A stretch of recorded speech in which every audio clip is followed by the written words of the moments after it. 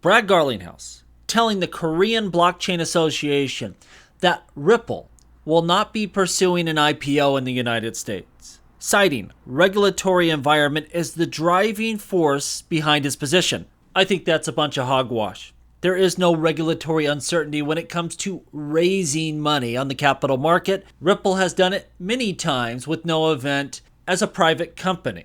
I've been saying this. They're not going to go public because their business isn't ready yet. They have a payments business that they have to pay people to use. And there's nothing wrong with that. That's how you get to scale. You got to get people using your system.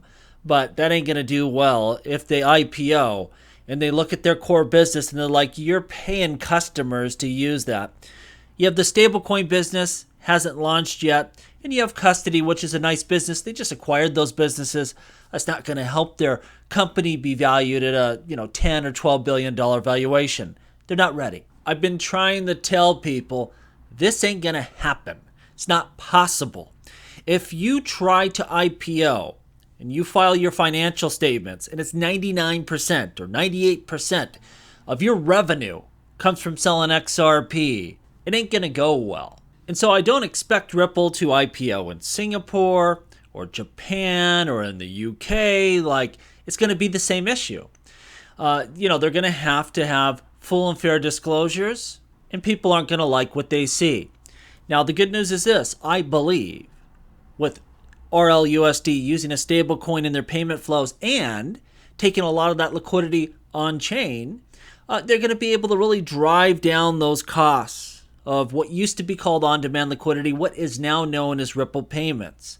I think this could be an effective system that you're no longer going to have to incentivize people to use.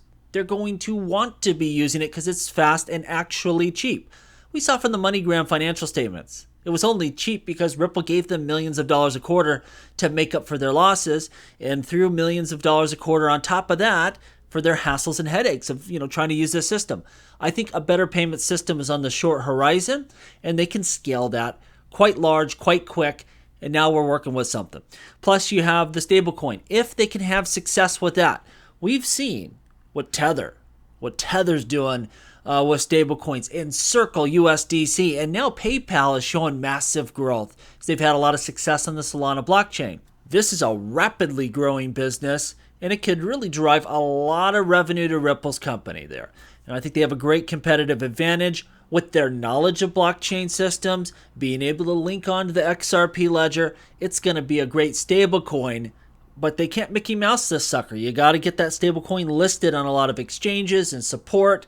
And if they do, I think it'll be a world-class experience. And then further, custody just kind of feeds into all of this stuff that they're doing. And it's a great complement to their core businesses here. This is a company that could be ready to IPO sometime, couple years, something like that. It just ain't going to happen right now. Court case, of course, affected them a lot. They did some stuff that didn't work and now have to pivot. Let's see if they can do a good game of catch-up. I think they can, but you got to see it happen. We got to see them launch that stable coin and get some traction and have some success. You can't give them a free pass and assume it'll work because we've had a lot of, swings and misses here lately. Time will tell, but, again, I think Ripple will get it together and have some success with some of these businesses of theirs that have been they've been working hard for a long time trying to dial this in, and it feels like they're close. We'll see. Now, I'll tell you one other interesting thing. A lot of people that should know what's going on, you would assume knows what's going on, they've been telling me Ripple's going to IPO, and they're going to IPO in 2025. And this whole time I've been saying, you're nuts. It ain't going to happen. Maybe they're not talking about, in the US or UK or Singapore or Japan.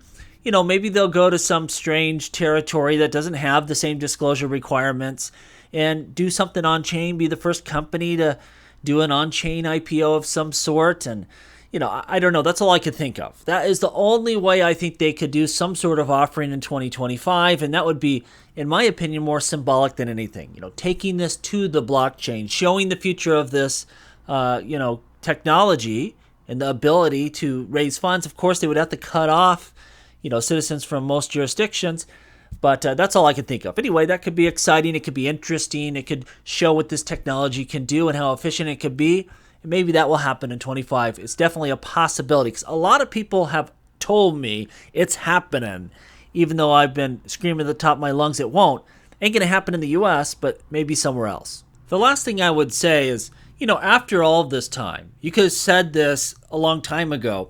We expect we're probably going to see some regulations in 2025. You'll probably see a shakeup at the SEC. 2025 and 2026 should really be a better environment to do this type of thing, to try to go public. And it's kind of like, I think maybe that's why they're coming out right now and saying, hey, we're not going public, just so you know, to kind of hold back expectations a little bit. I think the day will come. I think they have a lot of potential here to leverage blockchain technology and grow at rapid pace.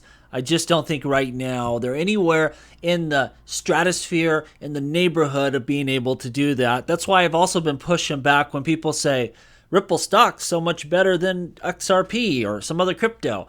Yeah, I don't think so. Not at this time. Maybe a little bit down the road. You're paying a really high valuation, and I don't think you're getting that back from their company. We have to guess a little bit. They're a private company. We don't know everything, but from what we do know, that's a lot of money to pay for a company that's really got to do a lot of expansion and growth here in the coming months. Let me know what you think down below. As always, please like, please subscribe. The revolution will be televised right here on Jungle Link.